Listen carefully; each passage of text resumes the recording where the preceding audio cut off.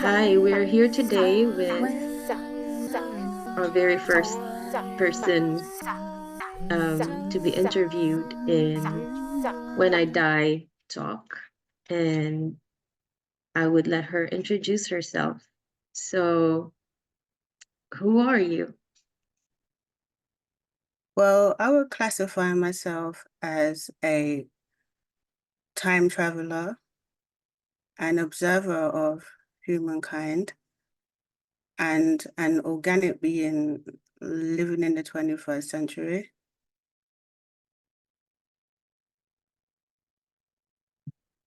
And what's your earliest memory about death and dying? Well, I remember when I first discovered the concept of death. I think it was well, my earliest memory was when I was about 5.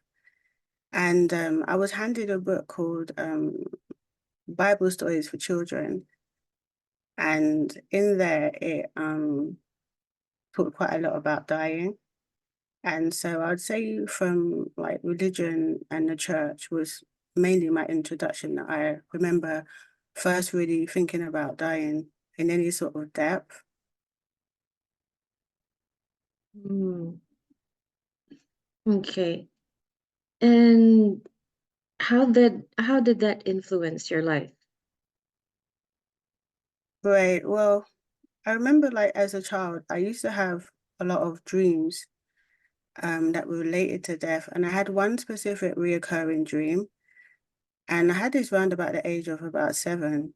And I would be in like a big room and it was in the middle of it could have been in a field, but outside you could just see grass outside the windows, and there was the only thing in the room were I think usually there was at least about 5 gravestones, and they Mhm. were all like lined up next to each other in a row, and they were white, and I had to jump over like say 3 of the gravestones. And if I jumped over like the wrong gravestone, I was going to be immediately annihilated. I would just die. So I always remember in the dream, I used to feel really scared and like I would jump over it. And in the dream, I was still alive. So I knew that that one was okay. And if when I jumped over the wrong one, I'd like wake up. And so I'd assume that I died in the dream. And so I woke up in real life. I think it made me fear death, really. Initially, finding out about death, it made me afraid. And I used to have a lot of dreams about like falling from a high building. And then when I hit the ground, I'd wake up. I would have a lot of dreams about like the end of the world coming. And sometimes it would be like a world war because I found out about that as well, like after the religion. So this was still in childhood. And I would, yeah, fear the end of the world was going to come. And I'd dream about that. And I think that it made me think about death more frequently and I wanted to analyze what death really meant and what it meant for other people and just basically just really trying to understand like what is going to happen to me after I died. Yes, I get that. I share the same thoughts. Um, and so, okay, let's proceed to the next question. What if there's an afterlife? Right, okay. I've come a long way since childhood, so I've been through like sort of philosophies and I've looked at multiple different religions. And I remember one time when I was younger, I actually read a book called The Afterlife. I found it in the library. And it actually gave me a positive view of the afterlife for the first time. Because when I used to think about heaven, I didn't really like it much because like it sounded like an unnatural place and it might be somewhere that I didn't particularly want to be. So when I read this afterlife book, it was talking about sort of the afterlife as quite sort of magical, and in the afterlife you can like have a house and of your own, and you can like just use your mind, yeah, to create any changes you want in your environment. Like if you want to like just change the decor, you can just think and it'll magically transform. And it made it sound more exciting than heaven, and it sounded more closer to sort of normal life, but just with like sort of some sprinkles of like fantasticness added in. And I started to get positive about the afterlife then. But then afterwards, I did more thinking, more research, and things like that.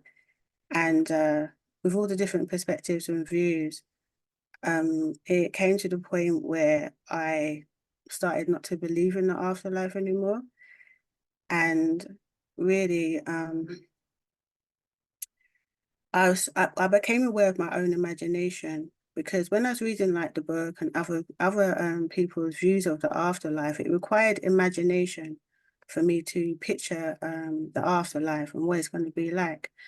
So when I became conscious that I was using my imagination to create the afterlife, I was thinking, well, aside from imagination, I don't know if there's objectively these things actually exist, like sort of like out there in reality, or if they can only exist as long as I imagine them to exist.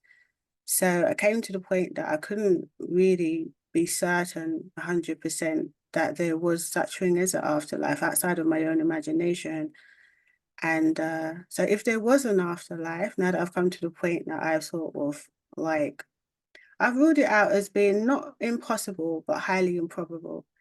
So if I am wrong and there is an afterlife, I think that I'm gonna have to make a lot of mental adjustments, because I'm not really prepared. Like I've kind of like prepared myself in a way to be like expect nothing. So if I die and I suddenly wake up in an afterlife, I'm gonna have to start from scratch, like kind of like getting used to this new existence. You know, to be honest, I think it will probably sort of freak me out a bit, because I see life requires responsibility. And it means that I'm going to have a new set of responsibilities to deal with. And I don't know what that will entail, you know. And to me, living seems like hard work. So I would imagine that in an afterlife, if it's going to be anything similar to this existence, that it could require work from me. Totally get that. And what if you live forever? Oh goodness, I thought about that so many times. And I try to conceptualize forever, and it hurts my brain so much, because I thought about the concept of infinity in terms of like universes and multiverse and so forth. And then I thought about like living infinitely. And to me, I think that it just sounds quite like a nightmare because of the lack of choice. Like I like to be able to think that I have choices, like related to my own existence. And to be forced to live forever, it's like, what if, after like, I don't know, 20 or 30 or 40,000 years, you're like, okay, I think that will do now, and you are forced to continue, then to me, I think that it's a scary thought, like to live forever. Yeah, kind of is actually. All right. So what if you have 3 months to live? Right. I think about this a lot. Like, is there anything that I want to do before I die? Like, I hear people have bucket lists and stuff. And I think that really I would probably continue much as I already do. I don't think there's anything that I really want to do that I haven't already done. And I do try to say things to people that's on my mind, or things that I think is important for people to know, because I don't take life for granted. And I know that it could end at any moment. So I don't think there's anything much left unsaid that I'd want to like clear up, because I kind of do that as I go along. And if there's anything that I really want to do, which there isn't really, that I think that I've probably done it. So I think that really it will probably be much of the same, but maybe I might take a bit more time to like put down thoughts in writing that I may not have put down before, just maybe for if anybody's interested in like things that I think about. Sense. And what if you have a pen and a paper and 3 minutes to live? What would you write? Right, okay. This is a hard question. I think what I would write is I'm ready to go now. And the reason why I'd write I'm ready to go now is for other people after I've died to know that I was all right with what was happening, because I wouldn't want people to think that my last minutes like that it was like really horrible for me. And I just want to leave a message to let them know that I'm okay with the process. I accept what I have to go through. Even if I felt scared at the time or whatever, I think that deep down, like, I understand that, like, the time comes for everyone. So I just want everyone to know I'm all right, it's fine. Very good. Good answer. And next one is how prepared are you with death and dying? Well, I'll say that I'm about as prepared as I can be. Uh, I would say that I know what I want to happen, like when I die. I know that like I want to like be cremated, and I know that I don't want a funeral like when I die. So I've got those sort of things in place. Yeah.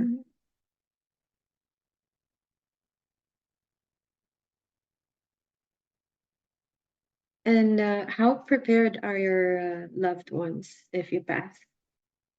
I'm not really sure because I don't really talk to them about their sort of issues. So it's not really a conversation that I've really had. So um I'm not really certain. Why do you think that it's a conversation that your loved ones like have never um opened to you or yeah. Um I think that I don't really discuss like feelings and emotions much. And so I think that a lot of times those conversations they can be emotionally based.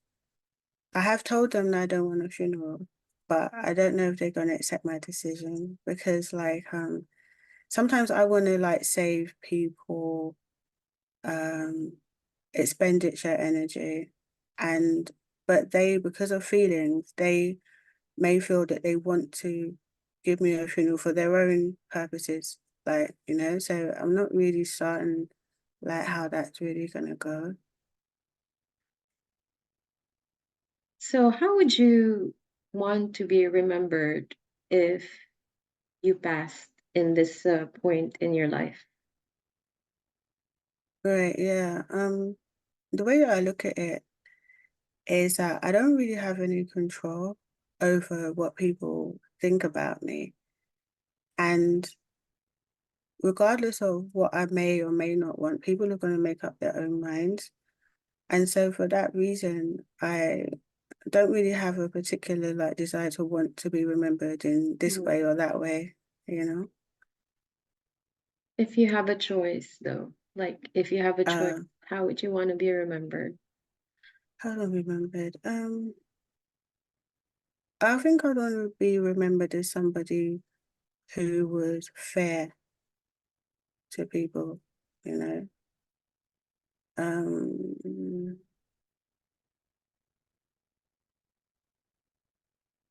yeah, it's hard to answer that really over and above that.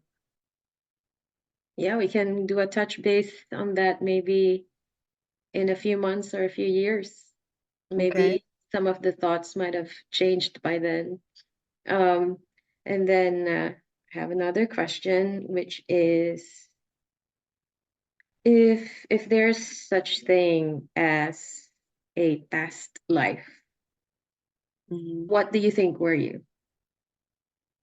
All right, if there's such thing as a past life, well, I don't really believe in them, but if there was such thing as a past life, I would say that when I was younger, I used to think that maybe in a past life that I was a man and who maybe wasn't really such a good person. And then in this life, I've got to come and be a woman now, like to sort of settle, to readdress the balance, like, to see what the other side of the coin's like. Because I always thought that being a woman is like, well, I don't know, it comes with a certain set of challenges that I sort of felt in the past that women were sort of viewed as secondary to men in a lot of like the religious texts and things that I was growing up with. I was seeing that like, like the man is above the woman and blah blah blah blah, which I didn't agree with. And I thought that like if I was born as a woman, then maybe it's because I had done something bad before. But that was quite an immature sort of way of thinking. But really I don't really believe in past lives and I can't really imagine really living a previous life. If you have a choice and if it's under your control, what would you like your next life to be? Right, okay. Well, so first of all, before I say it, I'll say that I would really rather not have to do a human experience again, after this one. It's like it's been very interesting and wow, being human is a lot. I think that if I could have another life and if I could not be a human, like if I could be a bird, like maybe like a magpie or something like that, because I like magpies. So if I could be a magpie in my next life, then I think that would be a reasonable choice. And if you can choose a way to die, how would you like it to happen? Oh yeah, thought about this one a lot.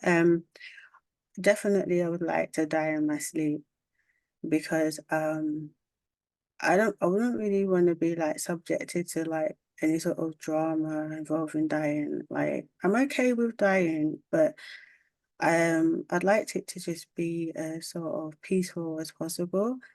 And like I definitely wouldn't want to die in a public place because I wouldn't want to see other people ready to see me dying, you know. So yeah, in my sleep would be probably the perfect ideal way to go. And do you have any opinions about the current system that we have in place about how people are treated? Um, how death and dying is viewed currently. Yeah, what I've noticed on the positive side is that there is, or at least in this country, there's a lot more focus on end of life care. Like for people with terminal illnesses, for example, that in this country there's a lot of investment in the hospice system. So in the hospices, they think about the person's wants, needs, desires, try to make life as comfortable as possible, and you know, give them the best experiences in life before they die. And it's good that people are sort of asked like what their preferences are for when they die. And they have options like, for example, if they want to die at home or if they want to die in a hospice and things like that. But I think on the other side of it, I think that it's not fair that people aren't allowed to choose when they want to die, especially in the case of terminally ill people, because assisted dying is something they have in Switzerland. And when people are suffering and they're in extreme pain, I think it's unfair that they're forced to be alive when they don't want to be alive. I think people should have more choice over if they want to end their life earlier rather than later in situations where they're in extreme distress and they're not having any quality of life, you know. And I also think there's something really, really important I have to say, and it's linked to suicide that I think that they should teach in schools. And that is, yeah, that like if somebody wants to commit suicide, they should never, ever, ever take paracetamol overdose. Because the reason for that is that what happens is because when people watch films and television, they assume they're just going to take it and they're just going to die and that's it. But that's not what happens. What happens is they take it and then they go to sleep and they wake up the next day and they're still alive and they might feel a bit drowsy or a little bit nauseous, but they feel okay and they think, oh, that's cool, I'm all right. But they're not all right because what happens is the liver continues to absorb the toxins and then what happens is it has a delayed effect on the body. And then, like, if they're not treated, depending, of course, on how many they've taken, but I can't remember the exact amount that pushes someone over the edge. But anyway, if they're not treated, it's like within about 2 weeks or something like that, then the liver will start to die and collapse. And then they'll be readmitted to hospital and there'll be no way of saving them because the liver's past the point of toxicity where it can't be reversed. And then they can also not have any painkillers to help them because the liver has been degenerated and the liver processes painkillers, they will not have any painkillers and they will die an excruciatingly painful death at a time when they might have changed their mind since the original time when they took the overdose. So I just thought that that should be public knowledge because, I mean, there's probably other things that should be public knowledge as well, but I just think that one is like, because it's such a widely available drug in everybody's homes. And it's just so easy for somebody to think that it will be all right and it's not. And I just don't, I think there should be more education around like, you know, that when people commit suicide, it's not always like the straightforward affair that they think it's going to be. And it can lead to like other sort of like, you know, injuries and things that they might not have accounted for. Thank you so much for sharing that. That's very useful information. Mm, And we can say it's a byproduct of a system that's still kind of archaic, like we said, like you mentioned earlier, when it comes to honoring people's wishes when they want to pass or mm-hmm, die. mm-hmm, Um, thank you for sharing that. And so I'm gonna ask you again, mm-hmm. who are you? Yeah. Ah, this is the hardest question you could ever ask me, you know, because I don't really have a strong identity. And I kind of feel in some ways sometimes that I don't really exist, you know, like I'm sort of like an illusion and like I don't know, I'm just sort of the manifestation, the outcome of when you put a certain amount of particles together in a certain order, it makes a me, you know? And yeah. That's a good answer too. That's a beautiful answer as well. And I'm sure some people can relate to that. Mm, Yes. And the last question. mhm. When I die, complete the sentence. I will be no more.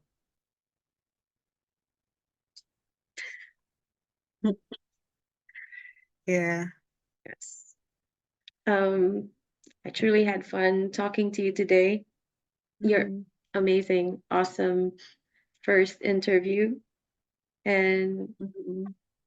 are there anything more that you'd want to share that you'd probably want, you know, people Yeah, to? well, um, I would say that like one of the important points of my what I regard to be progress has been overcoming the fear of death. Because for a long time the fear of death it was sort of traumatizing me and it Well, that's like in my sort of like between the ages of say like childhood up to the point of about 24 or something like that. It was like for me it was sort of traumatic. There were some times when I wanted to die and I think sometimes there's always a little part of me that I can revert back into that phase where I do want to die.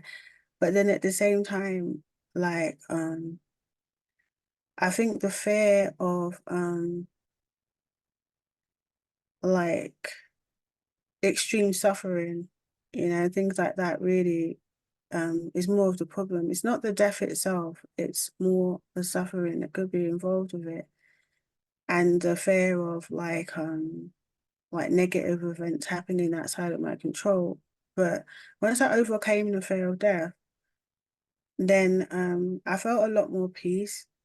And also it's like, as I said, like about living forever and that that's not really a solution. So then there should be a point of death, or should like it makes sense that to live, then that life and death are like two sides of the same coin. Like it's like you can't have one without the other. Like you can't really be alive if you don't have death. And I think like making peace with death and accepting it and not fearing it and not seeing it as negative, like I think I found that sort of like psychologically liberating. Beautiful. Mm, And yes, I think death is not to be feared as well. I think it's beautiful in a sense. I still, mm, yeah. And I'm looking forward if we will do a touch base in the future. mm-hmm. I would want to speak to you again, hopefully, and we can Cool. share some more ideas. And Yeah, yeah, because I'd like to hear like some of your views as well at some point, if you want to share them, that is. yeah, I would love to. And I really had fun talking to you today. Okay, and yeah, it was good. Thank you for hosting this, and I think it's an interesting topic, and I haven't really seen anybody doing this before, so yeah, it'll be interesting to see how it all unfolds in future. Yes, we'll both see. So thank you and Okay, bye. goodbye.